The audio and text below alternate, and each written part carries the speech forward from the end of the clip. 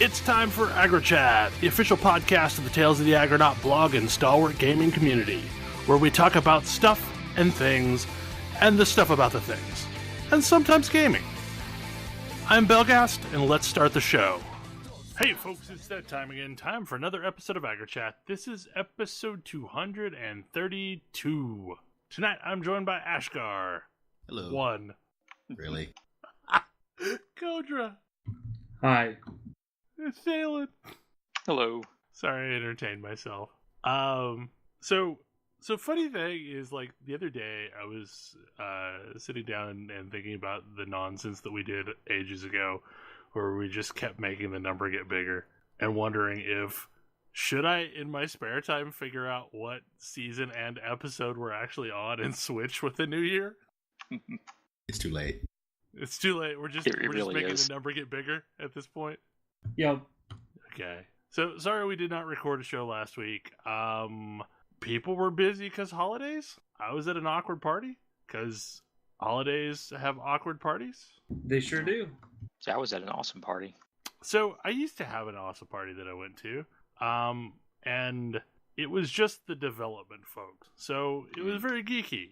And now that I'm a manager, I ended up going to the manager party, which is very much not my crowd. It was very sports ball-y and very businessy and very drinky, which involves some belligerent drunks. Mm-hmm. Yay. So, yay. Yeah. I had the annual White Elephant Party that folks that I went to college with have been doing for, almost ever since we left college. So a long time now. I came away this year with the entire Death Note manga in a single giant brick. So, considering I know a lot of those people, that was probably a really great party. It was a lot of fun. So, to lead off the actual topics, I'm going to complain about Elder Scrolls Online for a little bit. This is the week to do it, I guess. Yeah, so their patcher isn't working for some people. And when I say some people, I mean certain ISPs are blocking access to the files in the patcher, and it does not recover cleanly from it, nor does it tell you what the hell's going on. So I had several days worth of crawling the forums trying to find a clear answer to this, of which there isn't one. And apparently it's happened 3 or 4 times throughout the history of Elder Scrolls Online. This is just the first time it hit you? It's just the first time it hit me, and I guess this is the first time that Cox Communications started blocking them as well, but I guess Charter had done it before, and Verizon as well. So lots of residential ISPs are blocking their downloads for some reason. I don't know. So there's a couple remedies to it, one of which is to let it go ahead and fail, and then open the log and scribble down the URLs that it's trying to hit. What? And then hit them yourself and download them manually. That is considered the easy fix. Uh-oh. This is a bad sign. The more difficult fix is that you block access to the log file to all accounts on your machine, which causes it to fail, but fail more gracefully, and continue to try until it finally gets through, making the whole download process take forever. Oh dear. Then there's option number 3, which is get a VPN. Right. And connect to somewhere else and download the files. That might be easier than your option number 2, actually. Mm-hmm. Yeah, so it was this afternoon that I did this thing, because I keep a VPN for when I travel so that I don't have to be worried about hotels. So yeah, that's not a great solution though, because through a VPN connection I'm getting a 1/6 of my total bandwidth, so downloads go super slow. Yeah. This seems just generally terrible. Yeah, it's totally terrible. And the fact that there's really not a clear answer on the forums as to what the hell's going on is unfortunate as well. There's been a couple responses from the community team, but it's mostly, here, post your log. And some of these log files are 400 to 600 meg, and people have pasted their entire log in threads on the forum. Oh dear. There's like I forget what page it's on, but like it just scrolls forever. Because this person's log file, every line of the log file is on the forum. So yeah, it's maybe a not great time with ESO. I thought vanilla forum used attachments. They didn't attach it. Oh. They pasted it in the text box. Oh. Now, who's at fault here, though? Because when you say, like, the ISPs are blocking, doesn't that make me want to blame the ISPs? Like, why is this happening specifically to Bethesda? Are they using torrent or something? Yes, they are. They're probably using are torrent because as many part of they're using torrent as part of their patcher process. Most MMO patchers do since Blizzard started it, basically. So it's got to be some way that they're hosting the torrent files that make them seem suspicious. Yeah, and we thought there wasn't going to be any downside. Why would anyone worry about repealing net neutrality? Yeah. So yeah, I mean, like there's a lot of people that are just up a creek right now and are dreading patch days because it means they have to jump through some hoops to make it work. I will eventually. Like, I got about halfway patched before the show, and I shut it down so that I wasn't going over a throttled connection while we record. So, like, I'll patch up and life will be fine. But it seems like a really crappy situation for most people involved, if you happen to be on one of the ISPs that's being hit by this. So, fun times. Real fun times. That seems awful. In other news, this morning I finished some nonsense. Because Destiny reintroduced the Dawning event, and it's actually rather cute, but there is an overarching quest to get a crazy sparrow that looks like a sled that drops glimmer as you ride along.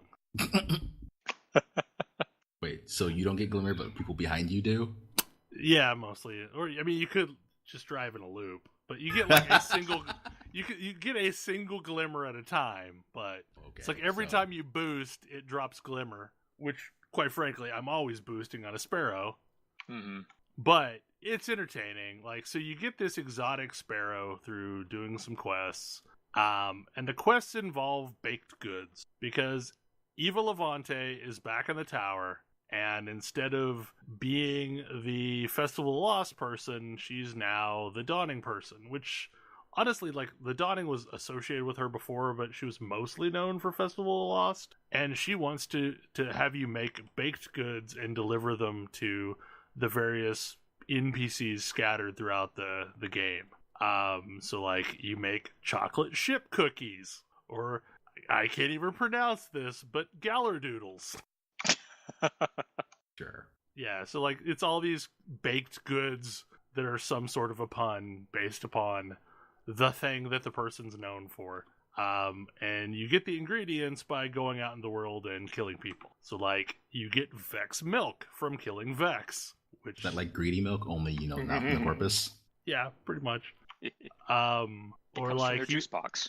You have other stuff that's, like, based on how you killed it. So, you can get sharp flavor by killing somebody with a sword. What?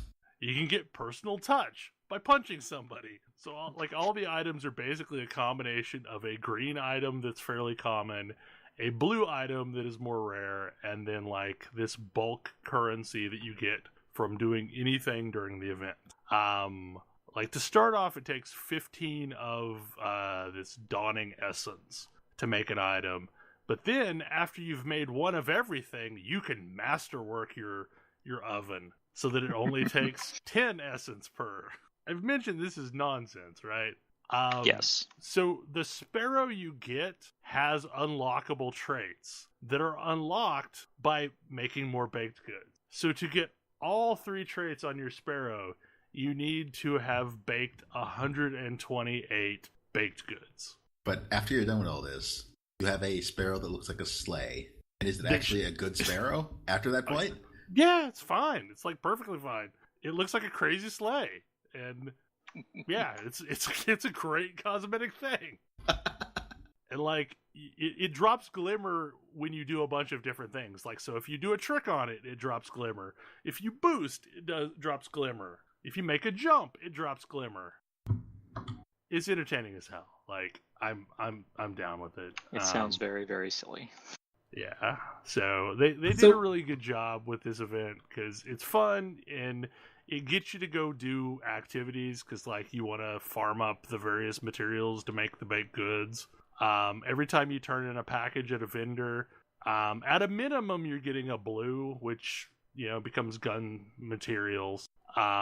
Or I've actually gotten some really nice legendary weapons from the turn of packages. And one of the very first steps unlocks a brand new heavy machine gun that's Suros make, which there were no Suros heavy machine guns in Destiny 1. Anyway, it's entertaining. They did a good job with the quest. I also hear there is a event in Final Fantasy XIV. Yeah, I think, Thalen, you're the only one who has been doing it so far. Yeah, I think I'm the only one who's done it at this point. It's the annual Starlight Festival, which is basically Christmas, except instead of Santa Claus, they have Saint somebody or other that is actually Godbird. Godbird in disguise. Yep. Yes, he makes an appearance again. He always does. It's great. This year, they want to put on a choral concert for all the children. And the boy band that works for the Black Rabbit Traders, who have appeared in previous things and mostly have a reputation for being very popular with the ladies, are supposed to be performing. But the music doesn't really suit a boy band, so you have to help find some different performers, and then there's a rhythm game. And you can get your own choir outfit and then do the rhythm game some more to get tokens to buy there's an orchestrion roll, there's a new Christmas tree that's all silver, and some other things, like other furniture. So yeah, it's pretty quick and entertaining, and you can try and master the rhythm game if that's your thing. But you don't have to. But yeah, I enjoyed it. Last year, the reward was a big giant bear in a Santa hat, which throws gifts. I am so sad I missed that one. It is on the Mog Station now. I am tempted to pay money for that bear. That bear is amazing. It was an incredibly silly quest. I mean, I do like the fact that, like, they do give a way to get the previous year's stuff, even though you have to pay for it. Yeah, there's definitely some stuff from previous years that I was very, very sad about missing. That, like, I haven't bought any of it yet, but the knowledge that I can, like, that alone makes me happy. Like, if I do decide that I really, really want this thing, I can pay a couple of bucks and have it. So, what is the rhythm game like exactly? Is it like a fun rhythm game? I mean, it's a pretty straightforward one button, hit the button when the symbol, like, hits the right point. It's like diamonds that shrink, like they show up big and then shrink, and once it shrinks to the proper place, you hit either your mouse button or any key, and it's just, doing that. Like, it's not super complex. It's entertaining. Like, I don't have any particular desire to play it more than necessary to get, one of each thing that I want. But I mean, I think the number of tokens you need to get one of everything, you'd have to play the harder version maybe 6 times? 7? I think 7 times, which isn't that bad. Just play it or win it? I mean, you have to win it, but it's assuming you're decent at rhythm games, you shouldn't fail. Like, I perfected the easier one first time, because it was fairly easy. And the difference between the easy and the hard ones is the easy gives you 2 tokens, the hard one gives you 3 tokens, and you can do them as much as you want. It's not like once per day or anything like that. So okay, so you can just grind it out real quick. Yeah. Kind of a quick footnote while we're talking about events. The USJ Longsword outfit event is apparently available for PC Monster Hunter World without needing to do any shenanigans that involve finding someone with the actual ticket. You just queue for it. That's nice. So you can get a sweet outfit and a decent purple longsword. The sweet outfit is the stats of the Rathalos thing, right? Just Yeah. in a much better package. And it's way easier to get. It doesn't require any gems other than the one you get for doing the event each time. So yeah, you can basically get a high rank Rathalos set for cheap. PC also got Behemoth, but I've not had a chance to try it, which is what made me think of it while we were talking about Final Fantasy XIV.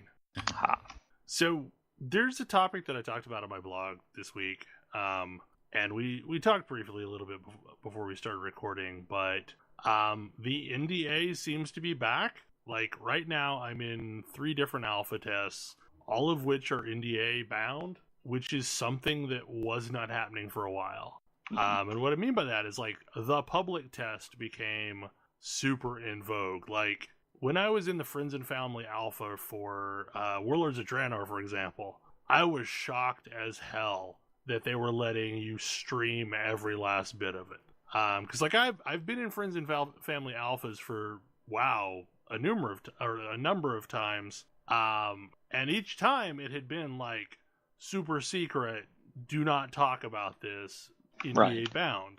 But with Warlords, that all kind of changed, and that kind of ushered in this era where almost every test I was in was wide open, and I think trying to get free hype from people streaming and posting photos of it and all that. Oh yeah, that's exactly what it was. They wanted to take advantage of the streamers. And I think like they've learned their lesson that basically like that's a double-edged sword. If your game is not ready for prime time, maybe you don't want like major streamers showing off all the ways that it's not ready, maybe, and mocking it mercilessly. Yeah, I mean, Andromeda is kind of the test case for that. I will point out that game had other problems. I mean, it had a lot of problems, but the majority of them were fixed within a week or two of launch. The facial expressions were fixed within a week or two of launch, but the damage had definitely been done. Yeah, that's the problem. It's like, at that point, there was a ton of blooper reels floating around YouTube of all of the reasons why you shouldn't play Andromeda. One of them they never actually fixed, PB holding her gun backwards in her first scene.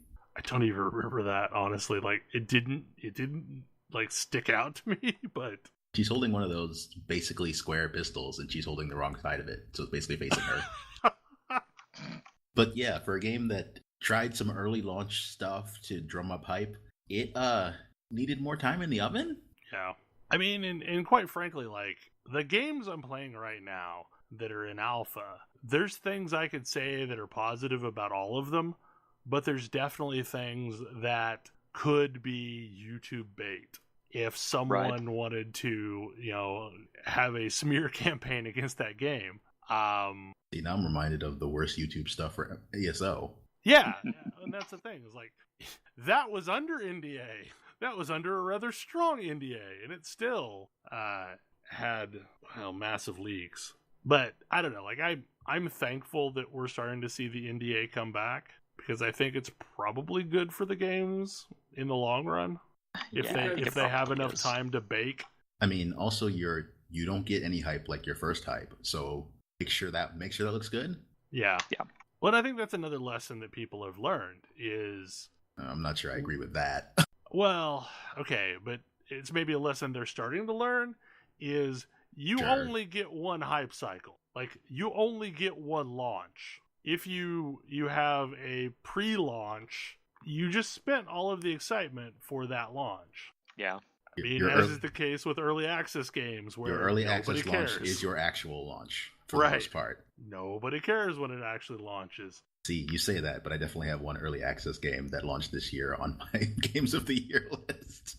I mean, that's definitely a possibility for me as well. I feel like there are examples of games that did something at the actual launch that made it worth noting, like Starbound, for example. Like, when it actually really launched, they added a bunch of stuff to the game. Also, it was like 4 years later, so... Yeah. They had plenty of time to, restart a hype cycle. Yeah, it's just interesting to see that coming back. When for the longest time, it seemed like the NDA was largely dead.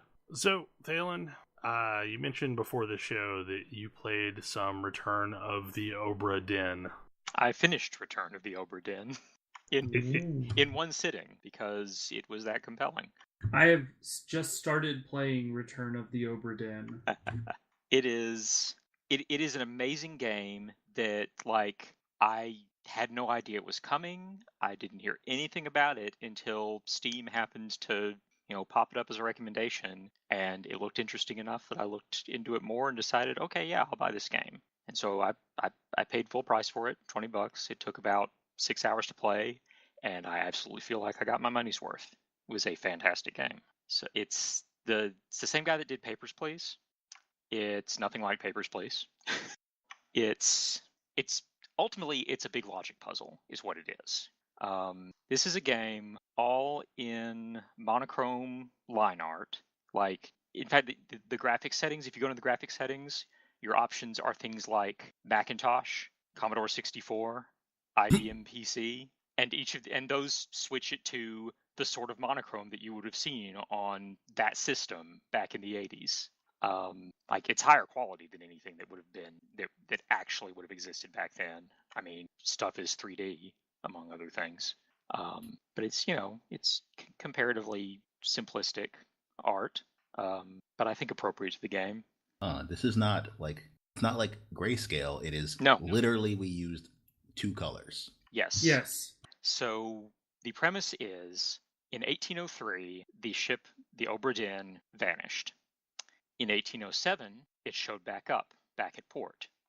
You are an insurance adjuster, sent out to determine the fates of everybody on board that ship, 60 people in all, crew and passengers, so that the proper payments can be made, and so forth.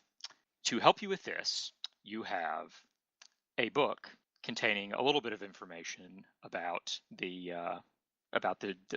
beginning of the voyage, and which fills in as you learn things about events that took place during the voyage. You have a roster of everybody on board and their position. So, captain, first mate, chef, midshipman, passengers, so forth, all their names. And you have 3 sketches, between the 3 of which everybody who is on board the ship is displayed in these sketches. You do not know which name goes to which person. This is one of the things that you have to figure out as the game goes on. Your goal is to determine the fate of every one of these people. So what happened to them, and if they were killed by someone else, who killed them, and also who they were. The other thing you have to help you is you have a watch. This watch allows you, when you find a corpse, to view the precise moment of death of that corpse.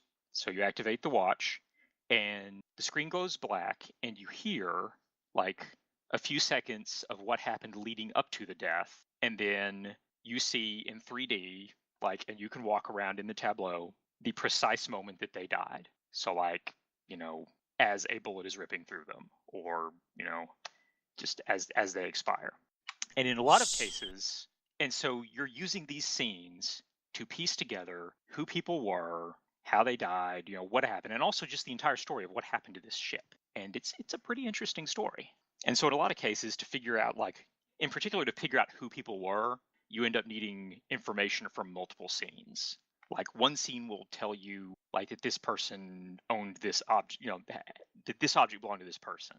And then a different scene, you see that object in a particular place. And based on that, you can figure out, okay, that person goes with this place, and that tells me this, and so forth.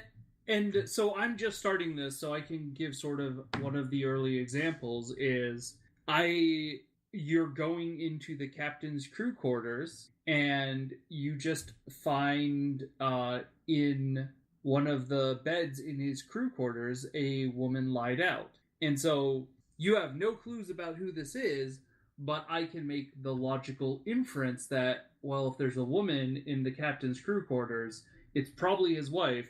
So I can go down through the manifest and look for somebody who is a passenger with a last name matching the captain's and be like, yep, that's who that is. Yep. Yeah, various things like that. And, like, there are 2 other women who are passengers, and to figure out which, basically to figure out which one goes with which name, and like you can use trial and error if you really want to. If you want to just spend time like trying out different things. Every time you get 3 fates completely correct, the game tells you that congratulations, you have figured out 3 more. How does it So tell me this? once you've gotten 3 totally correct, the game will tell you that you have figured out 3 fates, and then those 3 will change from being handwritten in the book to being typeset. Ah. So if you have filled out 3 fates completely, and the game didn't do this, one of those is wrong in some way. Well, I think I'm about to do my 3rd fate. Okay. Because I'm pretty sure I know who the captain, the first mate, and now I just saw how the wife died. Right. Yeah, I guess maybe you do figure out the first mate that early. Yeah. Well, you can, because you know that the first mate... Well, you know that the captain shot her brother. Right. Yes, that's right. That was the point, that you figure out that's the person that he shot, and here's where he shot that person, and you can look at names and figure out who her brother is. Yeah. There's a lot of situations where figuring out the relationship between people, or stuff like that, is how you narrow that down. Also, listening to the languages that people speak is important, because their nationalities are included on the roster, and so if you hear somebody speaking Russian, well, there's a good chance that they're probably one of the people listed on the roster as being Russian. This is important. Yep. But yeah, it's a fascinating game. I picked it up, I started playing it, and I just kept playing until I was done. It won a whole bunch of awards. Yeah. It was the indie game everyone was talking about at the Game Awards that I had not heard of. Yeah, I'm glad you picked it up, Kodra, because you and Grace were the 2 people in particular I thought might be interested in it. Grace more for matters of the story and things that I don't want to spoil. Sure. There are definitely, well, you've already seen one of the reasons that I think Grace might like it. Like, one of her very favorite things is in this game. Yeah. It also sure feels like an old Macintosh game. Oh, yes. I mean, this is a really high fidelity 3D movement for an old Macintosh game. Yeah. Yeah, this is like this is an old Macintosh game. This is an old Macintosh game the way modern pixel art games are 8-bit. It's the same sort of thing. Stills look old, but as soon as it starts moving, it's like, oh no, there's no way they could have done any of this. It's like how you remember old Macintosh games. Right. Yeah, like, I mean, the stills look like how I remember Shadowgate being. Mm-hmm. But really, it's just the fancy shader on Unreal Engine, probably 4. Probably. Yeah. But yeah, it's $20, and I wholeheartedly recommend it. It is absolutely worth it. Is it going to make your list, Thalen? It probably is. Like, as much as I feel kind of, weird putting a game that I played within the last month of the year on my Game of the Year list, like, it's that good. And I really haven't played that many games this year. Night in the Woods made my list last year. I mean, and I didn't play until December. Night in the Woods deserves to make my list this year, but like, I feel like that would be weird since it was on last year's list too. Yep. Well, wait a second. Wait a second. There are at least 2 games. There's going to be a lot of repeats this year. Yeah. Because apparently I play games a year ahead of other people. Apparently. Like, I guess there's 2 schools of thought there. Like, it was, like, if it was on your list, it was a game you played that year, not that came out that year. Yes. Whatever. Next week. Yeah. Next week is that episode. Another game that it's getting a lot of hype is Gris. And Kodra, you have been playing that? I have been playing a little bit of Gris. It is a visual auditory trip. It is so beautiful to listen to. It is so beautiful to watch. I'm not necessarily sold on like the gameplay mechanics or how things feel playing the game. It kind of feels slow and plodding. I mean, but it is definitely gorgeous art. I'm pretty sure the game is supposed to be trying to like convey certain emotions and feelings. I'm not quite sure where it's going yet, though. I have so far restored a color, though, to the world. So it's kind of that type of game. So Rainbow Bright the game? Rainbow Bright, maybe. I do like the idea of a game where you're like restoring elements to the world. Yeah, that's sort of what's going on. I don't know. I don't have a lot to say about Gris right now. It's still pretty early in my playthrough. I'm hoping it starts to unlock more of itself as I play more. But right now it did not succeed in holding my interest really, which is unfortunate. I was really looking forward to this one after I saw it at PAX. That's unfortunate. Yeah, but it's available on Switch and PC, so that's an option you have now. So, one of the topics that's been bouncing around for several weeks is going left. And Kodra, you proposed this topic, so hopefully you remember what you were going to talk about? Yeah, so this is actually sort of a continuation of, for me, it was a continuation of Night in the Woods. Because one of the things that Night in the Woods left me with was a desire to read everyone else's thoughts on Night in the Woods. And one of the more persistent comments that I guess I had never realized or thought of is, in video games, the linear progression of time is marked by a character going right. That's just sort of the language of video games. When you are progressing forward through a game, it is you going right. Right. And possibly in some games up and to the right, as Thomas Was Alone will famously let you know.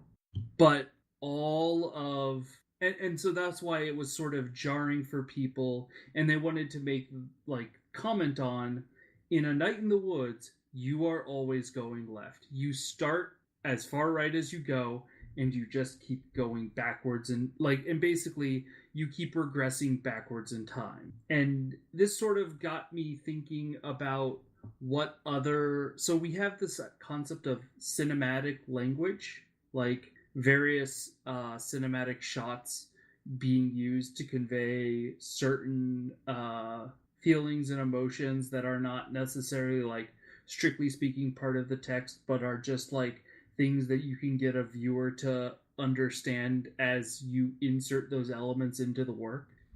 And this seems like the first piece of sort of video game language that I guess I had never really thought of, but I definitely see how they were using it here. It's really fun to look at the game through that lens, because oftentimes the most distraught people, the people who are most clinging to the past, will always want to take you further and further to the left. And I mean, the game ends with you going as far to the left as you can, and then starting to go right again. I definitely think it's a sort of interesting piece of design language, especially since a lot of platformers have you going exclusively right. Mm-hmm. So it's become a mark of some games, like Metroidvania specifically, to either hide something directly to the left of your starting position, or to force you to go directly to the left of your starting position, to let you know that it's not just going to be straight all in one line. Right. Yeah, all the way back to the original Metroid.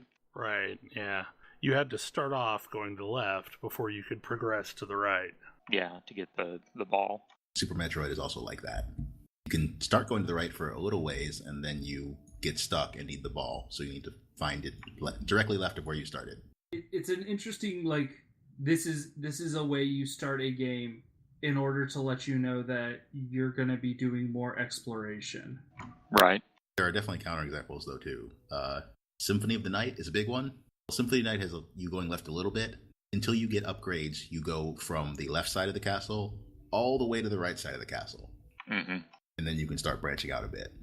Now, was the original Castlevania just a side-scroller, or did it have you exploring as well? That was pure side-scroller. Yeah. I mean, there were a few hidden areas, but they were mostly unlocking a turkey dinner or a piece of ham. There's a mysterious wall chicken here. Yep. Wall chicken is the best. It's probably better for you than ham you found in the trash. It's all debatable. Was that wall full of asbestos? Because then that's bad chicken. As a side note, the fact that dust makes that item literally called mysterious wall chicken is endlessly amusing to me. But yeah, it's a big thing, especially since games like the original Super Mario Brothers didn't let you go left. Yep. Yeah, and I mean, a lot of games really even games that did let you go left, there wasn't much of a point of it. But I think that's where the whole right equals future, left equals past thing comes from. Yeah. Mm-hmm. It makes me wonder what other, just conventions of video games I have adopted over the ages that I haven't realized yet. And how you can play with some of those conventions. I mean, you're aware of one of them. Players don't look up, ever. Oh, yeah. Players don't look up. That is my absolute favorite joke from the Magic Circle, because you absolutely could just have looked up, but you won't.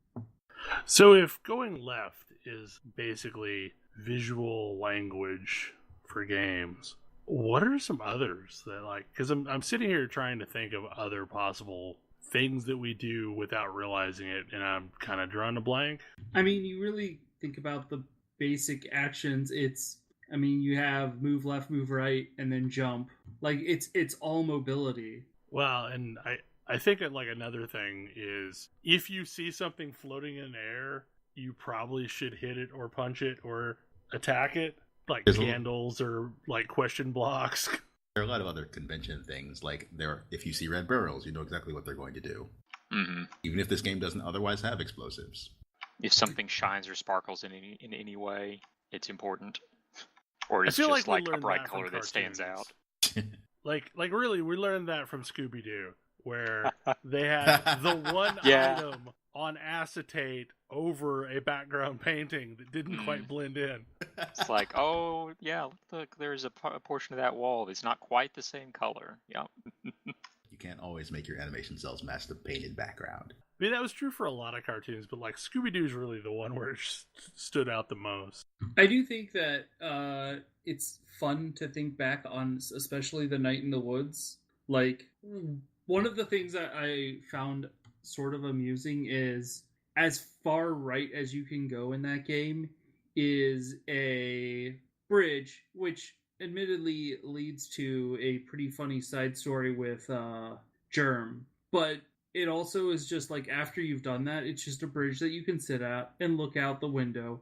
And then you hit the highway and it's can't go on the highway. I guess this is as far as I get to go. Sort of reinforcing not only that May is trapped in the town, but also trapped in her past. So, funny story, I just assumed I couldn't go any further to the right from May's house. So I never went any further right. Yeah, no, eventually they unlock that. You can go a little bit further to the right. Yeah, because at the beginning of the game, they're doing, work on the street, so you're not allowed to. Yeah, I never noticed them finishing the road work. It's also interesting the further to the which characters are further to the left. As you are going left, the first character you're going to encounter is B. Then you're going to encounter Angus. And then all the way to the left is where you encounter Greg, which also sort of tracks with Greg is the representation of all of the fun times you had back in high school. Greg is the furthest in the past from May's perspective. Yeah. Well, and to some extent it also represents, how complicated the relationship is with each one of the people. Because, Greg and May's relationship is pretty straightforward. It's lots of fun and crimes. Yeah. Well, and also how much they've changed since May left and came back. Because Greg is pretty clearly the same guy that he was when she left. Yeah. I'm curious, Thalen, which story did you follow? Did you follow B's story? Oh, I followed B's, yeah. Okay. Greg kind of annoyed me. Greg regressed. When you show back up, Greg was apparently doing pretty good. Him and Angus were setting up to get out of town. And, you are causing... you're the problem. May is the problem in that relationship. She's causing Greg to fall back into all sorts of bad habits and get into fights with Angus and do all sorts of... He's regressing with you. It's I kind of wondered how Angus put up with Greg, and now I see that he wasn't having to put up with Greg being like that. Okay. Yeah, that all makes a lot more sense now. Yeah. The Greg storyline gets really dark, really uncomfortable very quickly. But yeah, the game is so good, and I am super excited to have any more excuses to go and think about it more. And this concept, it definitely has a lot of ramifications as you're looking at, hey, which direction am I going, and like, what does that mean about this scene? It tracks pretty well. The other game that I think about this with retroactively is Braid, and especially the final scene. Yeah, that was the thing that I immediately thought of when you brought it up. Apart from Nine was Braid, since it's very clearly what it was playing with. Braid is also literally about time travel, and time is traveling different ways when you are going left and right in that last scene until time breaks and you have to stop. So, since we have a little bit more time, I'm going to cherry pick another topic that was floating around. I heard this week that Artifact's trying to fix itself. I saw that too. They are in fact trying to fix itself. Like, yeah, you can earn cards through playing now. So, do you still have a cash shop for cards? Are they still going to have because the Steam Marketplace still exists. Yeah. Okay. It's probably going to affect the value of some cards on the Steam Marketplace. Probably.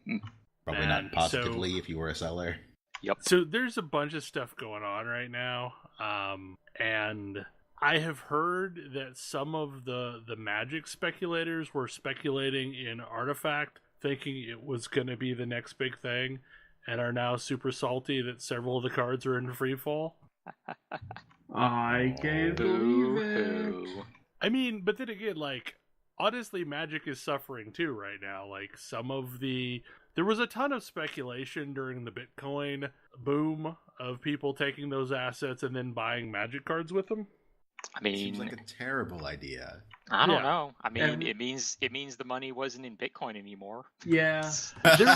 there were a bunch of shenanigans going on of like people trying to buy out the market of specific cards. And like things that otherwise weren't that big of a deal, like a ton of cards from the dark. Kelp. Wall of Kelp is on the reserve list. Yeah, but Wall of Kelp, people didn't see coming. True.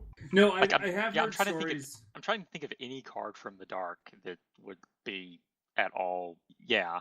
I did hear stories of like somebody buying like a weird enchantment that, like, I have no idea how to make it work. Bought up like as many copies as they could, and then tried to like hire a pro player to play a deck built around that card, add a like Pro Tour or GP to make people want it. Oh, jeez. What? Yeah, nobody took him up on his offer. Well, like, okay, so Stone Calendar was on the reserve list from the dark. And for a while, it was going for like $25 to $30 a piece. And now it's fallen back down to 15. So, like, there were some shenanigans going on where people were buying cards that didn't make sense. Like, Preacher from the dark is still at $35, and I don't know why. So it's almost like people that don't actually know anything about playing Magic showed up and bought up cards because right, they were going after things on the reserve list. Like, it's on the reserve list. It must be good. No, there's lots of crap that's on the reserve list that isn't good. I mean, the most expensive card from the dark isn't even on the reserve list. It's Blood Moon. Yeah. Is Blood Moon actually that expensive?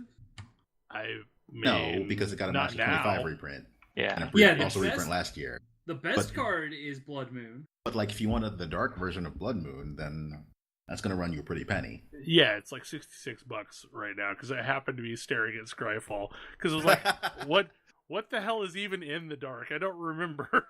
Polar Kraken. Frankenstein's monster, but by another name. That's about all I remember. You don't need to make it by another name. Those are all open, are public domain. Well, you don't need to, but I don't remember what they called it. I feel like the best card in the dark is Maze of Ith. That's true. I love Maze of Ith. Yeah. And it's not even that expensive. Like, I think it was an uncommon too. But, you know, like... Yeah, that's how it managed to dodge the reserve list. It's 25-ish. But it's been reprinted a bunch of times. So, and like, Felwar Stone is also a really good card from the dark. That's been reprinted so many times. But mana rocks are good. There's a reason they only print this thing in commander sets now, though. Yeah. But yeah, like, people were buying all sorts of weird stuff from the dark. Any of the B-list cards from Antiquities. Mm-hmm. Trying to just buy the market out.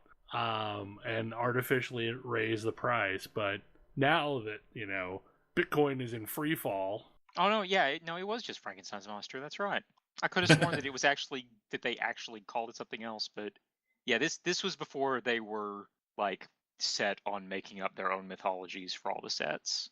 Yeah, some of the early stuff in Magic the Gathering had the same problem as Destiny going on, to where they kind of used vague names for things. Well, like, I mean, originally they just used stuff from actual mythology. I mean, Arabian Nights was literally just, you know, actual, handily public domain mythology. Yeah, they hadn't decided yet that they were going to make this A, like, one continuous game going on forever, and B, that they were going to make their own worlds. Like, I mean, they just barely dodged the bullet of making Arabian Nights a completely separate card back that couldn't be used with the original game. That would have been bad. Yeah. I think the biggest problem that Magic had going for it is, like, they would name cards just because it sounded cool, and then later had to stitch together a mythology for these words that they used. The public domain stuff does remind me of I've been getting ready to run some Starfinder, and Starfinder is somewhat based on Pathfinder, which had a problem where Wizards has a whole bunch of licensed monsters that D&D doesn't make sense without, necessarily. Mm-hmm. But all of those licensed monsters were based off of Lovecraftian mythos, so now they're just using the mythos. Oh, and I misremembered. Polar Kraken was not the Dark. That was Ice Age. It was because I was thinking Polar Kraken because it was the one that made Leviathan no longer the biggest creature. Right. Leviathan is the dark. Yes, the sacrifice 2 islands to untap and sacrifice 2 islands to attack. Yeah, Leviathan was a 10-10, and that was like the biggest natural creature until Polar Kraken came along and was an 11-11. Oh, Polar Kraken is the one that's on the BFM earring. Yes. What's up with big blue creatures being bad? Like, they decided that, they decided that blue should have giant creatures, but then, they were just, like, they didn't have anything else except they were giant creatures.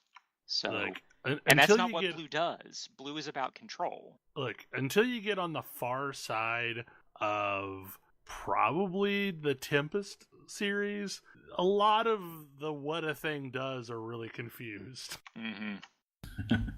Like, because there's green creatures with Mountain Walk. Yeah. I mean, there was a lot of blending of, this does a thing that I shouldn't be able to do in this color, but I'm going to play it now. Legends was real bad about that. There's a lot of Legends cards that, like, do a thing that is otherwise prohibited by that color. I mean, even in the dark, there's, like, Elves of Deep Shadow that produce black instead of green. Mm-hmm. Hey, if you... I have a quick topic, because I think Thalen might be able to help me with this. Yes. I am on the hunt for good pre-written modules. And I absolutely love all of Paizo's stuff. I find that Paizo does a really good job at giving me all of the answers I need to anticipate, like, questions, and makes the world feel really well fleshed out.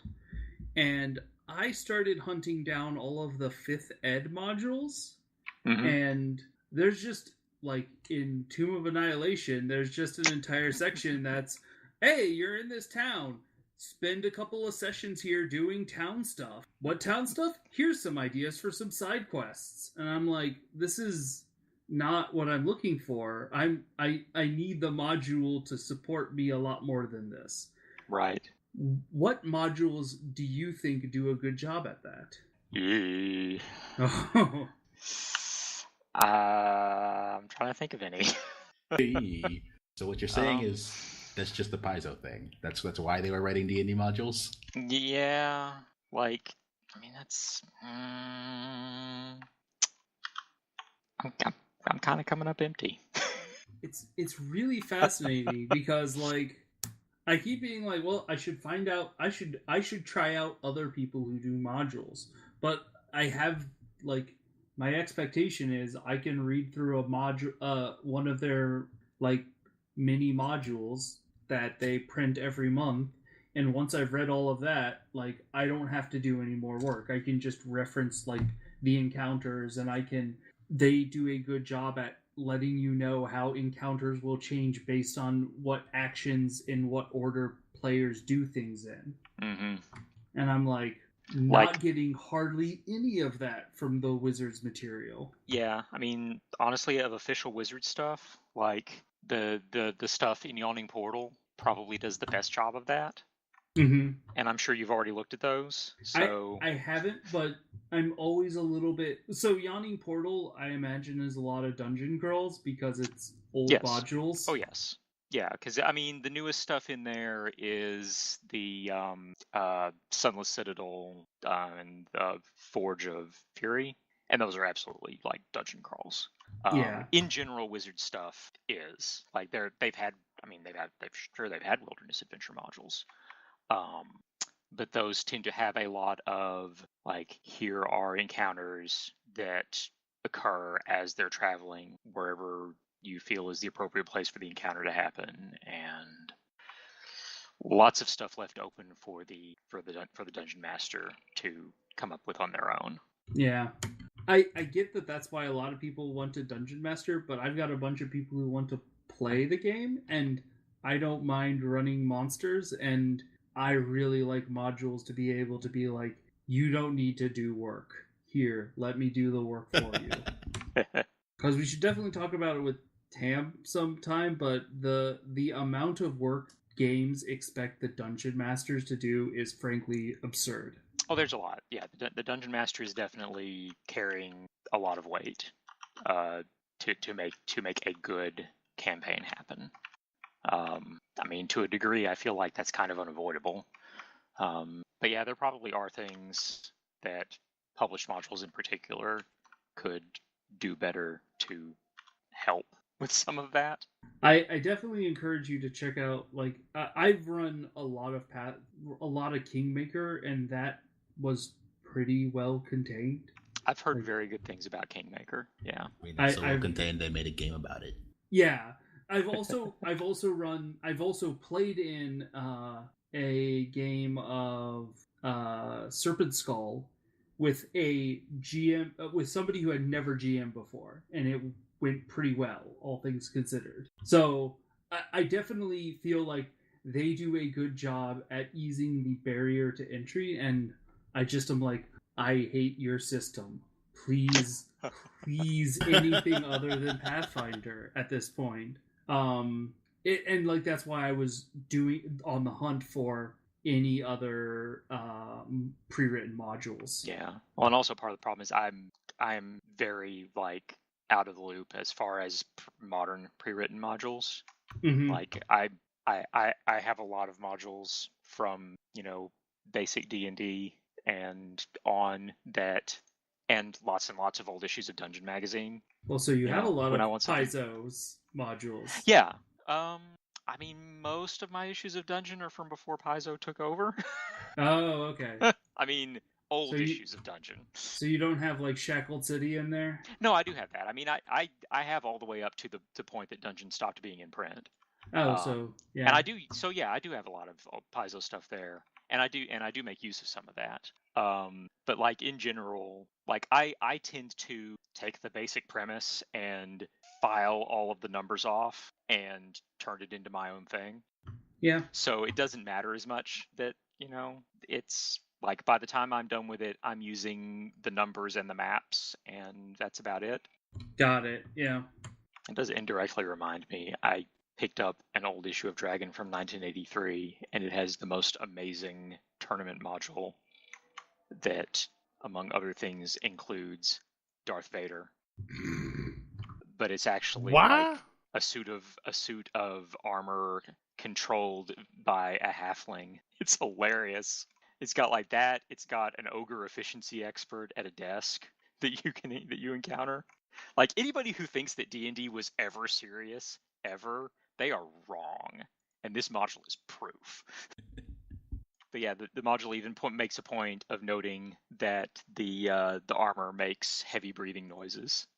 Well, and in one of the orc barracks, there's like a poster up on the wall of this black armored figure with a red sword made of light. Well, hilarious. It's Yeah. pretty fantastic. Yeah. But I mean, honestly, the fact that there are, official published adventures written by Gary Gygax that are Dungeons and Dragons dungeons based on Alice's Adventures in Wonderland and Through the Looking Glass should tell you something. I mean, I will be honest, I actually haven't read much of the Yawning Portal because I kind of side-eye most early Dungeons and Dragons modules pretty hard. I mean, early stuff, it's definitely hit or miss. Like there's some really good stuff in there, but there's some real madness. I think Tomb of Horrors is also in there. I mean, Tomb of Horrors is just evil, but it was intended to be. That was the point. I think White Plume Mountain is okay. But White Plume Mountain is only okay if you can arbitrarily figure out that you need to start by going left.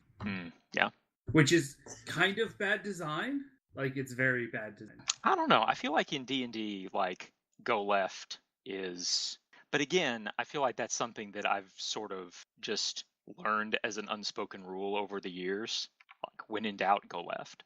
See, that's not exact. Like, it's funny because our turn of phrase used to be, if you go right, you never go wrong. So we always went right in dungeons.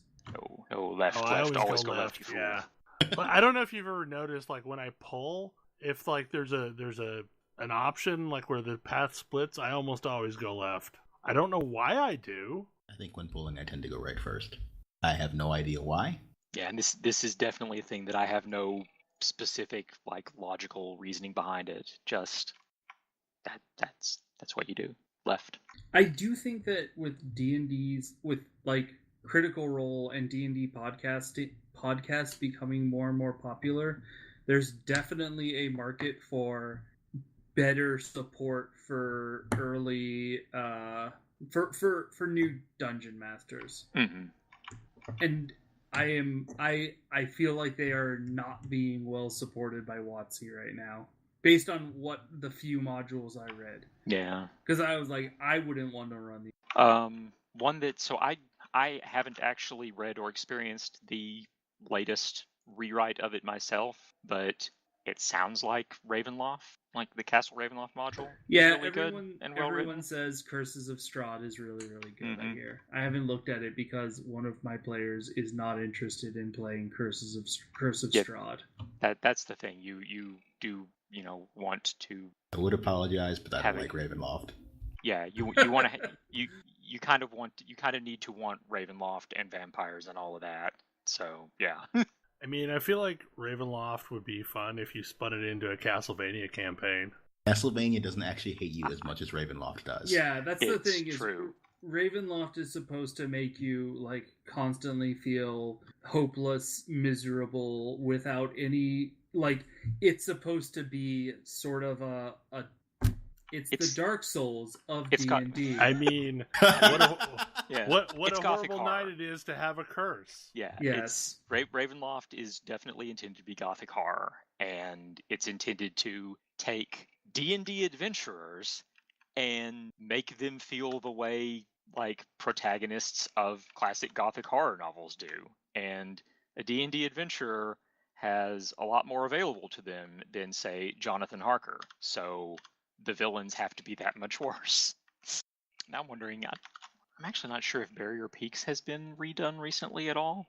I know Temple of Elemental Evil was. Yeah, and that one sounds like maybe it's fairly expansive. Well, Temple of Elemental Evil is hard to screw up because it's go into this dungeon, keep fighting through this dungeon. Right. I thought there was more first major module, wasn't it? I think so. I mean, the original one was fairly early. I mean, for 5e. Oh, for 5e. Oh, no. it wasn't their first, but it was one of the early ones. Okay. I've gotten the impression that that Elemental Evil was like a whole adventure path now. Yeah, no, it is. Yeah. Princes of the Apocalypse is how it got written up. Okay. It is its own adventure path. It's just a really huge dungeon. Oh, okay. Is my understanding. I'm sad we did not return to the Temple of Elemental Evil, though. I would have loved to see the Hamlet of Hamlet as a large city by this point. There's a chance they'll return to Ravnica. Yeah, you could look at at Ravnica. There's no. I don't think there are any adventurers out for it Yeah, there's yet, no though. adventures for it at this point. Yeah, I'm sure there will be at some point, but yeah. There's an adventure, but that's it. Just an adventure. Mm. Yeah, Barrier Peaks is neat if you like, laser pistols in your D&D, but it hasn't been done as if they haven't done a 5th ed version of it. Funny that we're probably going to play Starfinder, which is laser pistols in D&D, because I still get the Paizo mods, but Starfinder is much less abusive to everyone involved than Pathfinder. We wait long. Yeah, I think Pathfinder 2 looks really cool. Now that Gen Con is over and people have stopped whining that it's just 4E. Actually, people mostly haven't stopped whining about that. I feel like people haven't necessarily stopped whining about that, but I also don't think They I never care. will. It's just 4E. 4E's combat was great.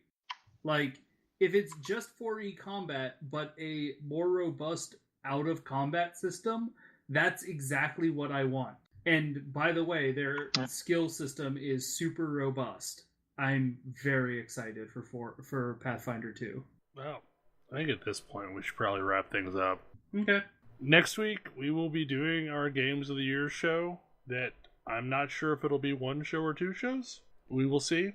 Other than that, hopefully you enjoyed the show, and hopefully you and yours have a very happy sequence of holidays. And we will see you again next week. Happy New Year, folks. Well, happy Christmas, happy holidays. Yes. Happy seasonal holiday of your choice. Right, all those. Have a good one. Night. Good night. See ya.